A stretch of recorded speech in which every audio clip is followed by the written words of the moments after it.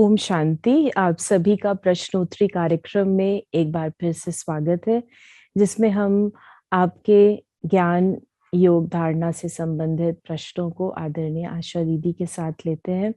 और आदरणीय दीदी आज मधुबन में है, लेकिन फिर भी हम उनसे प्रश्नोत्तरी इस प्रकार से करेंगे और जल्दी ही कल सुबह हम आपसे मिलेंगे भी। दीदी, हमारे पास कई प्रश्न आए हैं और first of all thank you, आपने अपने बिजी शेड्यूल से टाइम भी निकाला इसके लिए। बाबा हमें मुरलियों में बतलाते हैं कि हमें फीलिंग प्रूफ रहना है, और ये बात पता भी है, बाबा ने कुछ समय पहले भी बतलाया था कि फीलिंग फ्लू की तरह है। इस बात का ज्ञान होने के बावजूद भी फीलिंग्स क्यों आ जाती हैं, जैसे सेंसिटिविटी कहें या फीलिंग में व्यक्ति क्यों आ जाता है। ज्यादातर बातों में नहीं आएगा, लेकिन एक दो बातें उसको बुरी लग जाती हैं या वो फीलिंग में आ जाता है। खास करके बीके बाबा के जो बच्चे हैं, उनमें भी ये संस्कार उत्पन्न हो जाता है। इसका मूल कारण क्या है? इसके दो प्रमुख कारण हैं। एक है स्वमान की कमी। जब व्यक्ति का स्वमान लो होता है, लो सेल्फ एस्टीम होती है, तो उसको कोई भी बात जल्द से लग जाती है। अगर कोई किसी को इशारे से किसी को और को भी कह रहा होगा ना, तो वो समझेगा कि मुझे कहा जा रहा है। हर चीज को स्वयं के साथ लगा लेना, ये डीप बॉडी कॉन्शियसनेस है। और बॉडी कॉन्शियसनेस तो नुकसान करती ही है। आत्मा कमजोर पड़ती है, फील कर लेती है कोई बात को, कमजोर पड़ती है, तो उससे उसके अन्य जो विशेषताएं हैं वो भी समाप्त हो जाती हैं। तो दो रीजन है, एक है लो सेल्फ एस्टीम और दूसरा रीजन है या ईगो होता है। ये कहावत है, if it hurts it is ego. तो आपको इतना दर्द क्यों हो रहा है? क्यों हो रहा है? आप उसको अपने साथ ऐसा क्यों ले रहे हैं? अच्छा, किसी ने आपको कह दिया कुछ तो आप वो बन गए क्या? आपका अपना स्वमान कहाँ है? बाबा आपको रोज इतने अच्छे ऊंचे स्वमान देता है, वो आपको याद नहीं रहते। और एक मनुष्य आत्मा ने आपको कुछ कह दिया और आप इतने परेशान हो रहे हैं। वो तो मनुष्य आत्मा है, अल्पज्ञ है। बाबा तो त्रिकालदर्शी है, आपकी आदि मध्य अंत को जानते हैं, इतने ऊंचे ऊंचे स्वमान देते हैं। आप मास्टर ऑलमाइटी अथॉरिटी हो, मास्टर सर्वशक्तिमान हो, विश्व कल्याणकारी, वो सब बातें कहाँ चली जाती हैं? तो जो स्वमान हमको बाबा ने दिए हैं, हमने उसको अपने साथ लगाया नहीं है, एक्सेप्ट नहीं किया, स्वीकार नहीं किया। और स्वीकार न करने के कारण हमने अपनी सेल्फ रिस्पेक्ट नहीं बनाई। एक होती है सेल्फ रिस्पेक्ट, दूसरी होती है दूसरों के आधार से मिलने वाली रिस्पेक्ट, जो आपकी अपनी परफॉर्मेंस से, गुणों से वो मिलती है। आपने बहुत अच्छी परफॉर्मेंस की तो आपको वाहवाह मिली, आप खुश हो गए। कल को आपका भाषण अच्छा नहीं हुआ, परफॉर्मेंस अच्छी नहीं हुई और किसी ने आपकी तारीफ नहीं की, तो आप उदास हो गए। तो आपने अपनी खुशी का जो आधार है वो दूसरों के कमेंट्स बना रखे हैं। आपकी अपनी ओरिजिनल स्थिति क्या है? अगर ये एक बहुत बड़ा वैक्यूम क्रिएट कर देती है। अगर हम किसी आत्मा के आधार से अपनी इसको रिस्पेक्ट को बनाते हैं, तो मिली तो बहुत अच्छा, ना मिली तो हम बिल्कुल उदास, ये कौन सा ज्ञान है। तो बिल्कुल ही जाकर के हम जीरो पर आ जाते हैं, अंदर खालीपन महसूस होता है। फिर हम कहते हैं मेरे को खोखलापन लग रहा है, मेरे को ऐसा महसूस हो रहा है। वो क्यों हो रहा है? क्योंकि आपने दूसरों को आधार बना रखा। जबकि बाबा कहता है कि तुमको दूसरों को आधार नहीं बनाना है, तुम मेरे बच्चे हो और माला का लास्ट मणका भी मेरे लिए बहुत वैल्यूबल है। तो अपनी वैल्यू को तो हम अपने हाथों से खो रहे हैं ना। तो एक तो ये बात है। दूसरा, अगर आपको अहंकार है किसी चीज का और आपकी वो चीज मान लीजिए कभी नहीं हो पाई, आपका अहम की पूर्ति नहीं हुई, किसी ने आपकी अहम को चैलेंज कर दिया, किसी ने आपको रिटेलिएट कर दिया, तो भी आप परेशान हो जाते हैं, आपको फील हो जाता है, लग जाता है। और मैं इतना ऐसा, और ये क्या है, ये छोटी सी आत्मा आकर के मेरे लिए इतना ऐसे कर रही है। अरे हमारे शास्त्रों में है, पोएट्स ने कहा है कि विष्णु का क्या घटा अगर भृगु ने उनको लात मार दी, उनका तो कुछ नहीं घटता है। आप हैं, आप अपने आप को नीचे के लेवल पर क्यों ले आते हैं? आप उनके साथ कंपैरिजन में क्यों आ जाते हैं? आप हैं।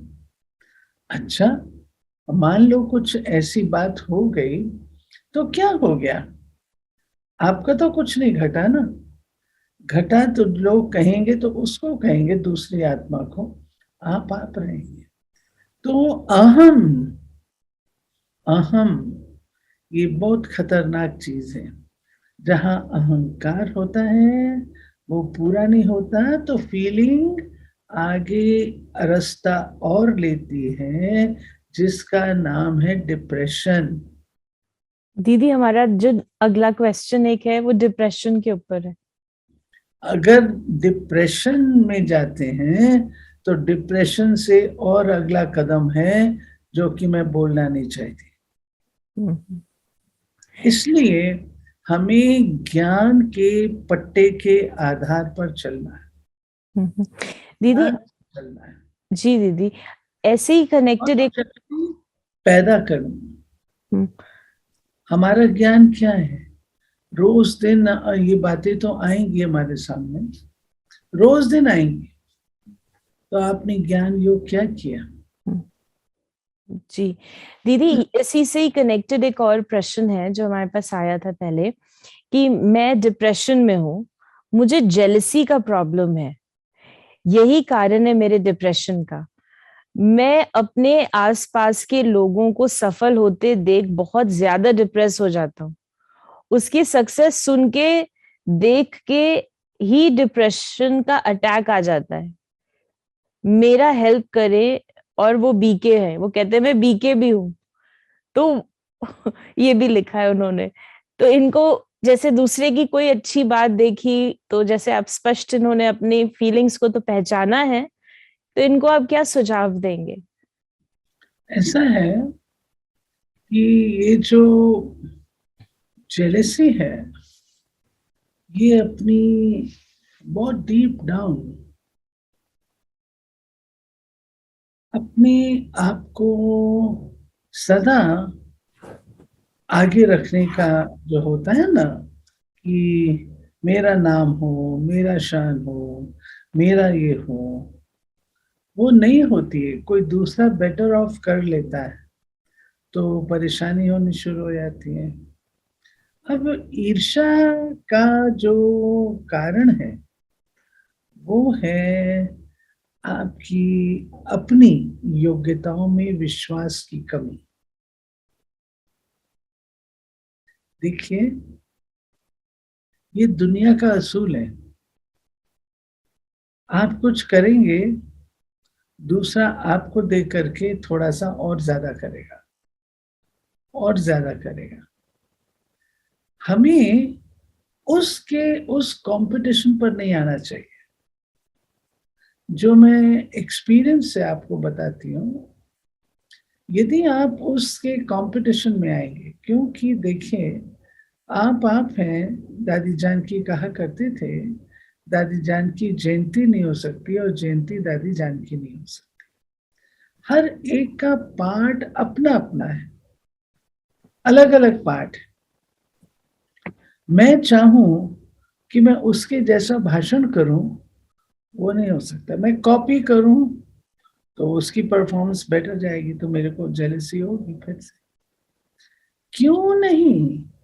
जो बाबा ने मेरे अंदर विशेषता और योग्यता भरी है, मैं रास्ता चेंज करूं, कोई दूसरी क्वालिटी को मैं एक्सप्रेस करना शुरू करूं, कोई दूसरी चीज में मैं एक्सेल कर सकती हूँ। जरूरी है उसी में मेरे को लगना है?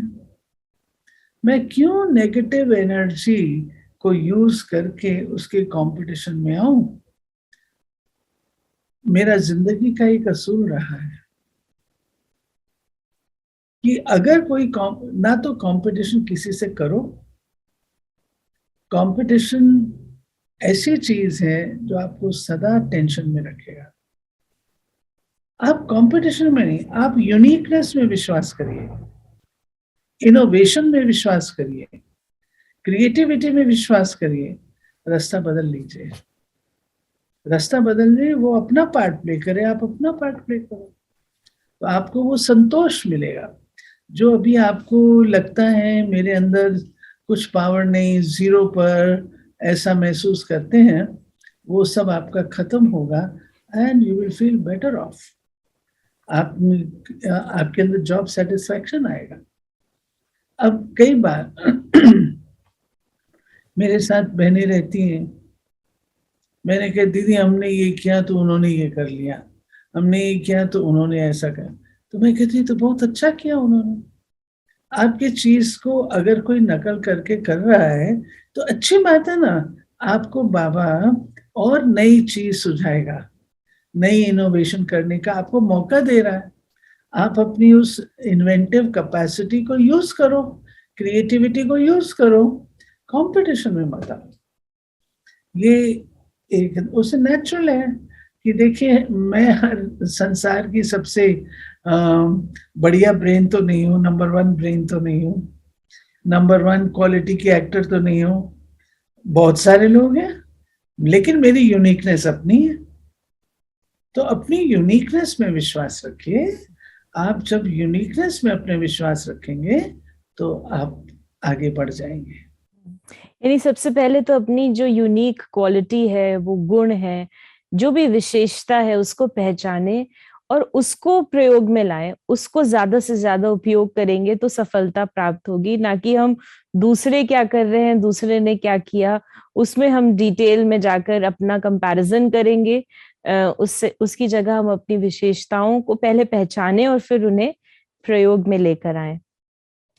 दीदी, हमारे पास एक और प्रश्न है जिसको हम लेते हैं, और ये पूछ रहे हैं कि आत्मा किन किन परिस्थितियों में शरीर को छोड़ती है?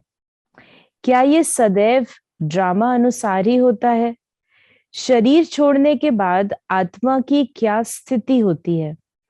क्या ये सूक्ष्म वतन में विश्राम करती है अथवा अपने अलग पाठ के लिए नए शरीर में प्रवेश करती है या इंतजार करती है? देखिए, हर आत्मा, हर एक्शन, जो कुछ चल रहा है वो सब ड्रामा अनुसार चल रहा है। उस प्रिंसिपल को तो हमने स्वीकार करना है, वो अकाट्य है। बाकी आत्मा शरीर छोड़ती है तो आत्मा, जरूरी नहीं है कि सब तुरंत सूक्ष्म वतन चली जाए। अगर उनकी कोई मोह ममता और हिसाब किताब आदि रहे हुए होते हैं तो थोड़ा बहुत वो इधर उधर जाती आती भी है, भटकती है। परंतु वे आत्माएं जो अपना हिसाब किताब पूरा कर चुकी होती हैं इस जन्म का और नेचुरल वे में शरीर छोड़ती हैं, तो वे हो सकता है दूसरा जन्म दोबारा ले लें, वो दूसरे जन्म में तुरंत जा सकती हैं। अगर उनकी बॉडी रेडी है तो दूसरे जन्म में जा सकती हैं। बाकी जो ब्राह्मण आत्माएं हैं, ब्राह्मण आत्माओं की इच्छा होती है कि हमें सूक्ष्म वतन का अनुभव हो। तो मीठे बाबा ब्राह्मणों की इस ख्वाहिश को पूरा करते हैं और उनको कुछ समय वतन में रखते हैं। और जब वे आत्माएं संतुष्ट होती हैं तो आखिर तो बाबा सबको नए जन्म में भेजते ही हैं हिसाब किताब क्लियर करने, क्योंकि वतन में बाबा किसी को भी रखता नहीं। पाठ आत्माओं का इस धरती पर है जाती। तो कोई आत्माएं जैसे एक्सीडेंट हो गया, अचानक डेथ हो गई, अब उस समय तो शरीर तैयार नहीं है, परंतु ये एक्सीडेंट ड्रामा में था, हो गया, तो आत्माएं थोड़ा समय इधर उधर रहेंगी। उसके पश्चात जो है, तभी बाबा ने हम बच्चों को कहा हुआ है कि बच्चे आप बहुत योग युक्त रहो, बहुत ही अपने ऊपर अटेंशन दो। अगर देह अभिमान में रहेंगे और अगर हम आत्माएं उसमें रहेंगी, बॉडी कॉन्शियसनेस की स्टेज में रहेंगी, फीलिंग में, ईर्ष्याओं में, नेगेटिविटी में, इन चीजों में रहेंगी, तो ये आत्माएं आपके अंदर घुस जाएंगी फिर। रियली क्योंकि ये वैसे वाइब्रेशन उनको मिलेंगे ना, वैसे वाइब्रेशन मिलेंगे तो घुस जाएंगे। इसलिए उनको तो मकान चाहिए होता है ना, तो इसलिए हमको ये ध्यान रखना है कि अपने आप को बहुत योग युक्त रखना है, बॉडी कॉन्शियसनेस से परे। दीदी आपने ये बहुत इंटरेस्टिंग बात अभी बताई कि अगर किस जो हम negative feelings will attract negative energies, इसका मतलब ये है। बिल्कुल। और जो देही अभिमानी योग युक्त रहेगा तो वो ऐसी एनर्जीज, ऐसी जो आत्माएं हैं उनसे वो जो आत्माएं अपने आप को प्योर बनाने के लक्ष्य से रहती हैं, जो आत्माएं अपने आप को अटेंशन रखती हैं, योग युक्त रहती हैं, तो आत्माएं वो बची रहती। तो आपने एक बहुत बड़ा चैप्टर खोल दिया कि किस तरीके से कई कई चीजें हो सकती हैं। एक और क्वेश्चन आ सकता है मन में कि ड्रामा में अगर एक्सीडेंट था तो फिर शरीर का निर्माण भी हो सकता है कहीं हो, अगर उसका जरूरी नहीं होता, हो सकता है, हम तो नहीं कह सकते, जान सकते, हो सकता है शरीर का निर्माण भी हो सकता है ना भी हो, क्योंकि एक्सीडेंट हुआ है। एन मास जो डेथ होती है तो उसमें तो फिर इतने तैयार हो सब लगता तो नहीं है, बाबा तो यही कहते हैं। परंतु अगर कोई आत्मा का ऐसा है तो पार्ट तैयार है, हो सकता है, ये भी हो सकता है। इस लॉजिक में हमको ज्यादा जाना नहीं चाहिए। राइट। सो दीदी आपने कहा इसमें जाना नहीं है, तो अभी इसको किस प्रकार से हम लें, क्योंकि ये फैक्ट भी है शरीर कभी भी हमें छोड़ना है, और जिस प्रकार से किसी की आत्मा ने फॉर एग्जाम्पल किसी के संबंधी ने या कुछ ऐसे प्रकार से शरीर छोड़ा होगा, तो उसके लिए भी हम क्या योगदान दे सकते हैं? हमें बाबा को याद करना है, क्योंकि शिव बाबा के पास ही उस आत्मा का सारा हिसाब किताब आदि है, हमारे पास तो नहीं है। तो हम शिव बाबा को याद करेंगे और शिव बाबा हमारे वाइब्रेशन उस आत्मा को पहुंचाएंगे। जी। दीदी एक और प्रश्न है हमारे पास ये ज्ञान में चलते हैं, लेकिन इनके घर पे और कोई ज्ञान में नहीं चलता और इनकी युगल ज्ञान में नहीं चलती। ये भाई हैं और ये शायद अपने घर से दूर कार्य के लिए कहीं पे काम करने के लिए अलग रहते हैं और वहां अपने भोजन अपने हाथ से बनाते हैं, खाते हैं। लेकिन वो कहते हैं जब मैं घर पर जाता हूँ, परिवार में जाता हूँ, तो वहां का वातावरण, खान पान मेरी स्थिति को खराब कर देता है। मेरा योग नहीं लगता और मुरली भी सुनने में मुझे रस नहीं आता। तो जब अलग होते हैं, जब अपने सर्विस पर आते हैं तो खुद ही अकेले रहते हैं, तो भोजन भी बनाते हैं, योग भी बहुत अच्छा लगता है। और मुरली वो मोबाइल से सुनते हैं क्योंकि शायद वो सुबह ऑनलाइन सुनते हैं। तो इस प्रकार से इसका थोड़ा वो स्पष्टीकरण चाहते हैं कि इस ज्ञान में चलूं ना चलूं, किस तरीके से आगे बढ़ूं, क्या करूं। देखिए, ये कच्ची अवस्था है जो ये बता रहे हैं। जबकि आप अकेले रहते हैं और इतनी आपको मार्जिन है, तो मेरी डे टू डे बेसिस पे तो अर्निंग नहीं है ना, जमा होती है ना। सवेरे मैंने मुरली पढ़ी, शाम को खत्म हो गई, उसकी एनर्जी चली गई, ये तो नहीं होता है। उससे हम शक्ति जमा करते हैं, उससे हम अपने अंदर में बल भरते हैं। तो बल और शक्ति जो हम भरते हैं वो किस समय के लिए है? विकट परिस्थितियों के लिए है ना। तो जब आप घर जाते हैं तो भी अगर आपके अंदर शक्ति है तो आप वहां पर भी अपने हाथ से सब कुछ कर सकते हैं।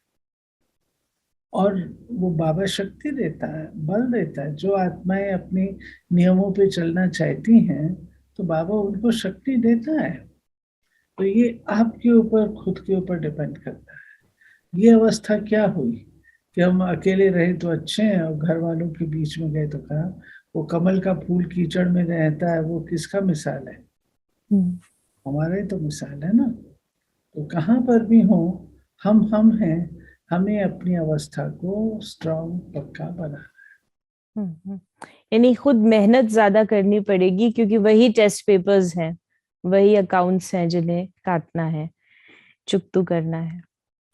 एक और प्रश्न है हमारे पास दीदी। कुछ समय पहले बाबा ने मुरली में कहा है कि ऊंचे ते ऊंच है भगवान, फिर ब्रह्मा विष्णु शंकर है सूक्ष्म वतनवासी, फिर स्थूल वतन में पहले लक्ष्मी नारायण, फिर जगत अम्बा जगत पिता है। तो बाबा ने पहले लक्ष्मी नारायण को स्थूल वतन में ऊंचा बोला, या फिर जैसे हम कहते हैं कि ब्रह्मा बाबा या जगत अम्बा जगत पिता बड़े होने चाहिए स्थूल के, या लक्ष्मी नारायण स्थूल वतन में बड़े होंगे। ये बाबा एक साइकिल के रूप से बता रहे हैं। श्री बाबा वतनवासी, परमधाम निवासी, उसके बाद सूक्ष्म वतन ब्रह्मा विष्णु शंकर, उसके बाद जो स्वर्ग की सृष्टि है, जो पहला युग कहलाता है, संगम पांचवा युग कहलाता है, पहला युग नहीं। तो जो पहला युग कहलाता है वो श्री लक्ष्मी श्री नारायण, और पांचवें युग में ब्रह्मा सरस्वती और जगदम्बा। जी। बाबा कहते हैं मुरली में कि ये ज्ञान अविनाशी है। तो संगम युग में तो ये अविनाशी है ही, तो सतयुग त्रेता में हमें ये ज्ञान याद रहता है? अगर अविनाशी है तो ज्ञान रहना चाहिए आत्मा के अंदर, उसका बीज। ये बात हमको समझनी चाहिए। एक ज्ञान के रूप से है, थियोरी के रूप से, फिर वहां पर वो एसेंस के रूप से है, सार के रूप से। सार के रूप से ये ज्ञान नहीं है 5000 वर्ष का कल्प है या नहीं। सार के रूप में है एसेंसफुल, अर्थात ड्रामा की हर बात को हम लोग देखते करते साकी दृष्टा से अपना पार्ट प्ले करते हैं, सुख दुख से न्यारे रह करके पार्ट प्ले करते हैं। ये सब चीजें जो ज्ञान का क्या कहें हम, एसेंस है। देही अभिमानी स्थिति, हमें आत्मा का ज्ञान नहीं होगा लेकिन देही अभिमानी स्थिति तो होगी। तो वो चीजें जो हैं वो वहां पर है। जी। दीदी, हमने पहले भी शायद ये क्वेश्चन ऐसा लिया है, हमारे पास ये फिर से एक ऐसा क्वेश्चन आया है कि आत्मा को नहीं समझ पाते, आत्मा क्या है? और मन, बुद्धि, संस्कार क्या जैसे कहते हैं ना, जब चित्र जो बना है मन, बुद्धि, संस्कार इज इक्वल टू आत्मा, तो मन, बुद्धि, संस्कार और आत्मा, तो उसको अगर आप डिफाइन करें कि आत्मा क्या है और मन, बुद्धि, संस्कार अलग है या निर्मित हो रही है, मन, बुद्धि, संस्कार इज इक्वल टू आत्मा, थोड़ा सा आप अपने शब्दों में आत्मा का परिचय दें। देखिए, आत्मा जो आप चित्र में देखते हैं वो समझाने के लिए, आपको स्पष्ट रूप से बताने के लिए, आत्मा अति सूक्ष्म चैतन्य ज्योतिर्मय बिंदु है और मन, बुद्धि, संस्कार सहित है। मन अलग नहीं है, बुद्धि अलग नहीं है, संस्कार अलग नहीं है।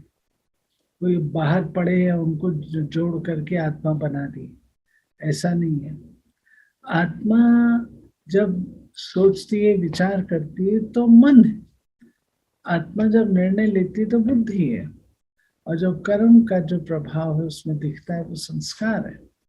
तो ये कोई अलग नहीं है। इसलिए जैसे फूल होता है, फूल होता है, आप फूल तब कहते हैं जब उसमें पंखुड़ियां हैं, वृंत है, सेपल्स हैं, पेटल्स हैं, मकरंद है, तब आप उसको फूल कहते हैं ना। आप पंखुड़ियों को अलग कर लीजिए, सेपल्स को अलग कर लीजिए, मकरंद को अलग कर दीजिए, तो आप उसको फूल तो नहीं कहेंगे ना, अलग अलग कहेंगे ना। ऐसे ही आत्मा इन सबके सहित है। अगर आप इनको अलग कर देते हैं तो आत्मा का अस्तित्व समाप्त होता है। इन सबके सहित है, मन, बुद्धि, संस्कार सहित है, अलग नहीं है। कुछ लोग अलग मानते हैं दुनिया में, लेकिन बाबा ने बताया वो अलग नहीं है, मन, बुद्धि, संस्कार से। तो अगर हम इसको एक फंक्शन की तरह ले लें, जैसे हम faculty, it's like a function to think, the function to decide, and the function that the impressions are on, the collection of the memories or the sanskars. तो अगर हम उसको एक उस प्रकार से लें जो डिफरेंट डिफरेंट वो फंक्शंस आत्मा कर रही है, या मैं आत्मा जो सोच रही हूँ तो वो मन का जो रोल प्ले कर रही है, उसके बाद बुद्धि, यानी तीनों एक फैकल्टीज के रूप में, एक फंक्शंस के रूप में हम इसको अगर समझे तो क्या वो सही होगा? इनको फंक्शंस के रूप से आप सब मन को कहें तो वो आत्मा नहीं, उसके अंदर मन, बुद्धि, संस्कार तीनों साइमल्टेनियसली ही काम करते हैं। राइट। हाँ जी, यानी तीनों साइमल्टेनियसली काम कर रहे हैं और ये आत्मा का एक फैकल्टीज हैं, लेकिन आत्मा जो है वो मूल रूप से आत्मा है और इसके ये तीन फैकल्टीज हैं। they are not watertight compartments. Correct जी। दीदी, अभी हम ऐसा लग रहा है थोड़ा समय आगे बढ़ता जा रहा है, तो हम अपना आज का आखिरी प्रश्न ही आपसे पूछ लेते हैं। आज की मुरली के आधार से जो बाबा ने हमें तपस्या की भिन्न भिन्न परिभाषाएं बतलाई हैं, नाचना, गाना, इस प्रकार से खुशी को बांटना, तो आज के इस हफ्ते के लिए आप हमें क्या प्रेरणा देना चाहेंगे कि हम किस प्रकार से अपने पुरुषार्थ पर अटेंशन दें, किस प्रकार से हम और आगे बढ़ें अपने लक्ष्य की ओर? बाबा ने आज जो तपस्या की परिभाषाएं बताई हैं, उन परिभाषाओं का ही अनुभव करें। जिसको बाबा ने कहा राजा, तब से राज। फिर बाबा ने कहा मौज मनाना, फिर बाबा ने कहा खुशी, फिर बाबा ने कहा नाचना और गाना। ये सब हम अनुभव करें। तपस्या को हम इजी बनाए, तपस्या को हम डिफिकल्ट चीज ना बनाए। जी, थैंक यू वेरी मच दीदी, आपने इन सभी प्रश्नों का उत्तर दिया। और भी प्रश्न है हमारे पास, वो हम अगले सप्ताह लेने का प्रयास अवश्य करेंगे। और अगर आपके अंदर भी कोई भी प्रश्न है जो आप यहाँ इस मंच से पूछना चाहते हैं, तो उसका रिटन मैसेज या व्हाट्सएप मैसेज हमें 8826599309 पर आप भेज सकते हैं। Thank you. ओम शांति।